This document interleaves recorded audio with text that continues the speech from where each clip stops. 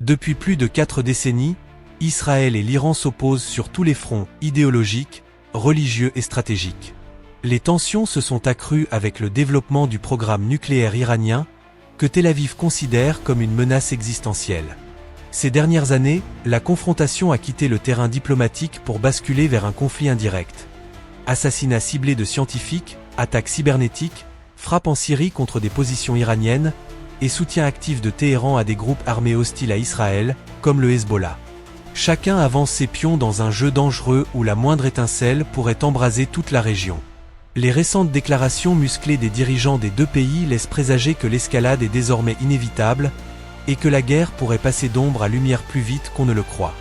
Depuis plusieurs semaines, des signaux inquiétants s'accumulent, laissant penser qu'Israël se prépare à frapper l'Iran avant la fin du mois d'août. Des images satellites ont révélé un déploiement inhabituel de chasseurs F-35 sur plusieurs bases aériennes stratégiques. Dans le même temps, des sous-marins israéliens équipés de missiles de croisière auraient discrètement quitté leur port. Les médias régionaux évoquent également des exercices militaires intensifs simulant des frappes de grande envergure. Côté diplomatique, Tel Aviv multiplie les échanges secrets avec Washington et certaines capitales du Golfe, cherchant à sécuriser un soutien logistique et politique. Officiellement, Israël se contente d'avertir qu'il ne permettra pas à l'Iran d'atteindre l'arme nucléaire. Officieusement, tout laisse croire qu'une opération pourrait être déclenchée au moment jugé le plus stratégique, juste avant que Téhéran n'atteigne un seuil irréversible. Israël possède l'une des forces armées les plus sophistiquées du Moyen-Orient, taillée pour des frappes rapides et précises. Son aviation, équipée de chasseurs furtifs F-35 et F-15 modifiés, offre une portée suffisante pour atteindre le cœur du territoire iranien. L'armée israélienne maîtrise également l'art de la guerre électronique, capable de neutraliser radars et systèmes de défense avant même que l'ennemi ne riposte.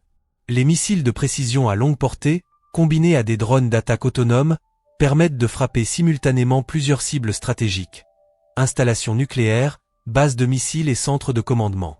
Sur le plan naval, les sous-marins de classe Dolphin peuvent lancer des frappes depuis des positions invisibles. Fort de son expérience dans des opérations préventives, Israël pourrait tenter un coup décisif en quelques heures. Mais cette supériorité technologique ne garantit pas l'absence d'une réponse dévastatrice. Si Israël frappe, Téhéran ne cherchera sans doute pas une réponse symbolique, mais une riposte graduée et multivectorielle. L'Iran dispose d'un vaste arsenal de missiles balistiques et de croisières, capable de saturer les défenses adverses et de viser des infrastructures critiques. Sa flotte de drones, du harcèlement longue endurance aux munitions rôdeuses, peut frapper des bases et des installations énergétiques à distance. Surtout, l'Iran active généralement son réseau de proxy, Hezbollah au Liban, milices en Irak et en Syrie, Houthis au Yémen, tous capables d'ouvrir des fronts simultanés contre Israël et ses alliés. Une fermeture partielle du détroit d'Ormuz, même temporaire, ferait flamboyer les prix du pétrole et secouerait les marchés.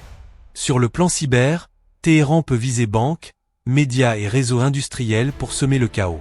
La vraie force de la riposte iranienne réside dans l'effet cumulatif.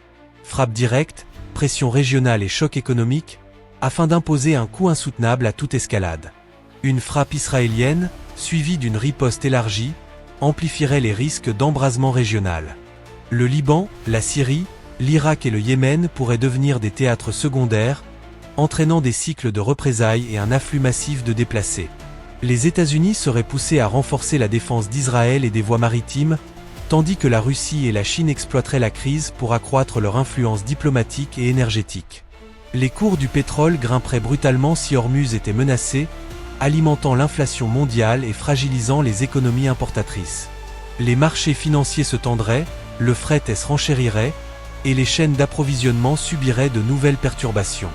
Sur le plan diplomatique, une pression intense s'exercerait au Conseil de sécurité, mais la paralysie politique resterait probable. À court terme, le scénario dominant serait une guerre par pic, faite d'échanges de frappes et de cyberattaques. À moyen terme, soit une désescalade négociée, soit un conflit plus durable qui redessinerait l'équilibre régional.